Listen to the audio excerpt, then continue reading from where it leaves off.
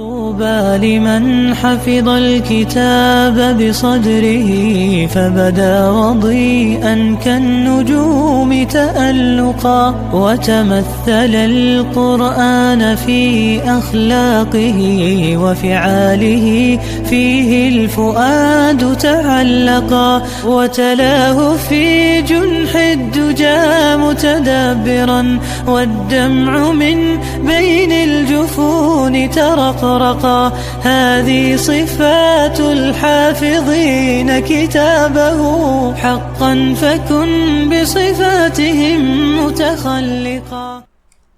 السلام عليكم ورحمة الله وبركاته. بسم الله الرحمن الرحيم. الحمد لله رب العالمين، وأصلي وأسلم على رسوله الكريم نبينا محمد وعلى آله وصحبه أجمعين. أما بعد، رب اشرح لي صدري ويسر لي أمری واحلل عقدة من لسانی یفقہ قولی. شروع کرتی ہوں اللہ کے نام سے جو بڑا مہربان نہایت رحم کرنے والا ہے. انشاءاللہ یہ 10ویں درس میں سورۃ القریش کی تلاوت اور اس کی ترجمہ سماعت فرمائیں گے. تو شروع کرتے ہیں. اعوذ باللہ من الشیطان الرجیم. بسم اللہ الرحمن الرحیم. لإیلاف قریش. کلمت لإیلاف میں یہاں الف کے نیچے زیر ہے، لہذا ہم حمزہ کو نیچے سے ادا کریں گے.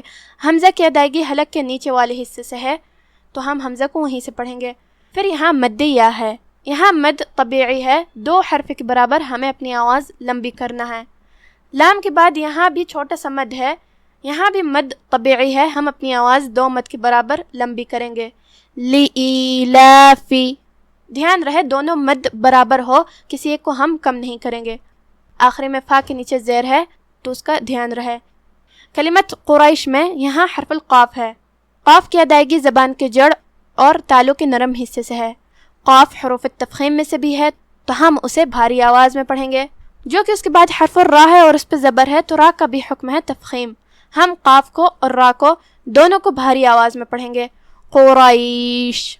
آخری میں حرف شین ہے. شین کی ادائیگی زبان اور اوپر کے تالوں کے درمیان سے ہے، لہذا اس کا دھیان رہے، ہم شین کو وہیں سے پڑھیں گے اور اسے ظاہر کریں گے. لإیلاف قریش ایلافہم رحلۃ الشتاء والصیف. کلمت ایلافہم یہاں الف کے نیچے چھوٹا سا مد ہے، یہاں بھی مد طبیعی ہے، ہم اپنی آواز 2 مد کے برابر لمبی کریں گے. لام کے بعد یہاں بھی چھوٹا سا مد ہے، یہاں بھی مد طبیعی ہے. دھیان رہے ہم دونوں مد کو برابر سے ادا کرتے ہیں، کسی ایک کو کم نہیں کریں گے. ایلافہم. فا اور ہا دونوں کے نیچے زیر ہے، تو ہم دونوں کو زیر سے ادا کریں گے. آخری میں میم پہ جزم ہے، یہاں میم کا حکم ہے اظہار شفوی، کیونکہ اس کے بعد حرف الرا آتا ہے. ہم میم کو ظاہر کریں گے اور بغیر غنہ کے حکم کو ادا کریں گے.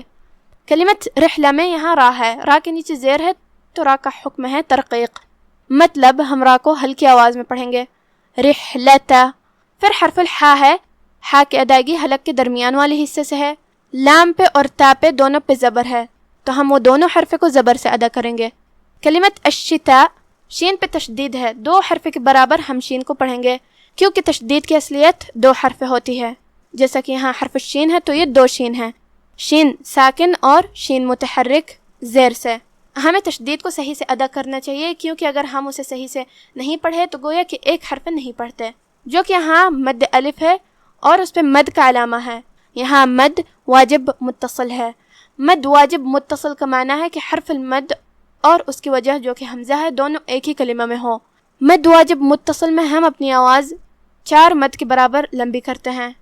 الشتاء. کلمت الصیف میں صاد پہ تشدید ہے، 2 حرف کے برابر ہمیں صاد کو پڑھنا ہے. جو کہ صاد حروف التفخیم میں سے ہے، تو ہم اسے بھاری آواز میں منہ پھلا کے پڑھیں گے. آخری میں ہم فا پہ روکیں گے تو اس پہ جزم سے روکیں گے، لہذا ہمیں فا کو ظاہر کرنا ہے.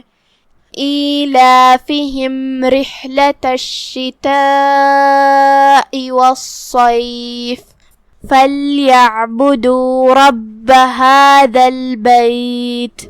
کلمت فَلْيَعْبُدُوا میں یہاں لام پہ جزم ہے، ہم لام کو ظاہر کریں گے اور اسے جزم سے ادا کریں گے. جو کہ یہاں حرف العین ہے، عین کی ادائیگی حلق کے درمیان والے حصے سے ہے، ہم عین کو وہیں سے پڑھیں گے۔ کلمت ربہ، را پہ زبر ہے تو را کا حکم ہے تفخیم، مطلب ہم را کو بھاری آواز میں پڑھیں گے۔ پھر با پہ تشدید ہے، 2 حرف کے برابر ہمیں با کو پڑھنا ہے۔ کلمت ہادا، یہاں حرف دال ہے، دال کی ادائیگی زبان کے سر اور اوپر والے دانتوں کے اندرونی کناروں سے ہے، ہم دال کو وہیں سے پڑھیں گے۔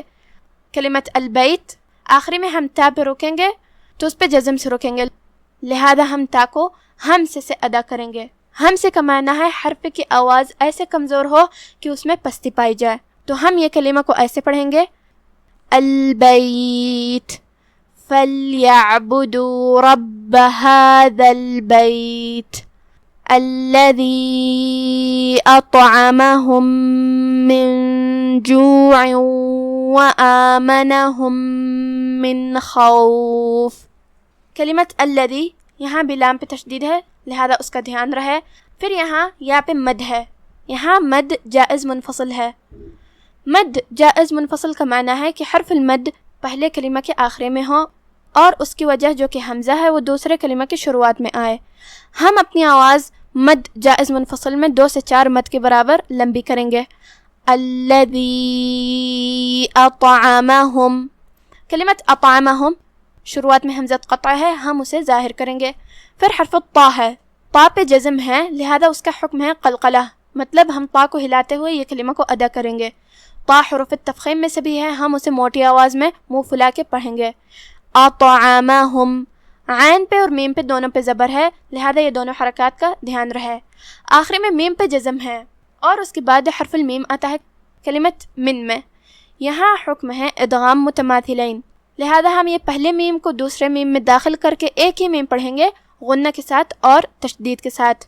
اطعمہم من، کلمت من کے آخری میں نون پہ جزم ہے اور اس کے بعد حرف الجیم آتا ہے کلمت جوع میں، یہاں حکم ہے اخفاء۔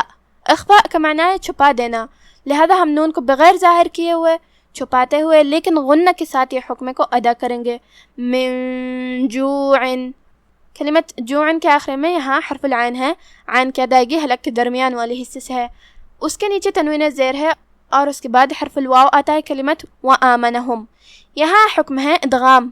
ادغام کا معنی ہے حرف کو حرف میں داخل کر دینا، تو ہم یہ تنوین کو واو میں داخل کر کے غنہ کے ساتھ اور تشدید کے ساتھ یہ حکم کو ادا کریں گے۔ جوع وآمنہم، کلمت وآمنہم یہاں الف ہے لہذا ہمیں حمزہ کو ادا کرنا ہے اور اسے ظاہر کرنا ہے۔ اس کے بعد چھوٹا سا مد ہے، یہاں مد طبیعی ہے، ہم اپنی آواز 2 مد کے برابر لمبی کریں گے۔ میم پہ اور نون پہ دونوں پہ زبر ہے لہذا یہ سب حرکات کا دھیان رہے۔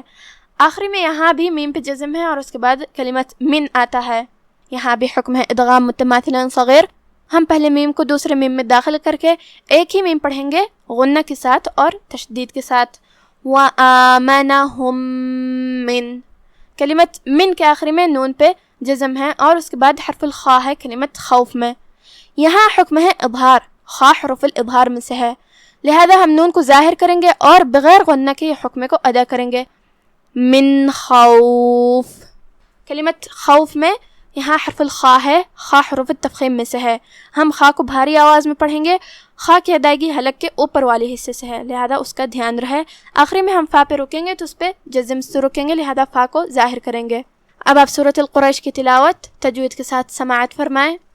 بسم اللہ الرحمن الرحیم، لإیلاف قریش إيلافهم رحلة الشتاء والصيف فليعبدوا رب هذا البيت الذي أطعمهم من جوع وآمنهم من خوف۔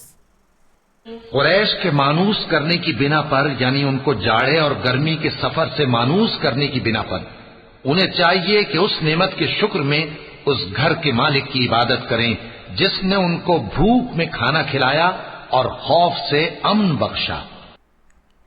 آج کا ہمارا درس یہیں ختم ہوتا ہے۔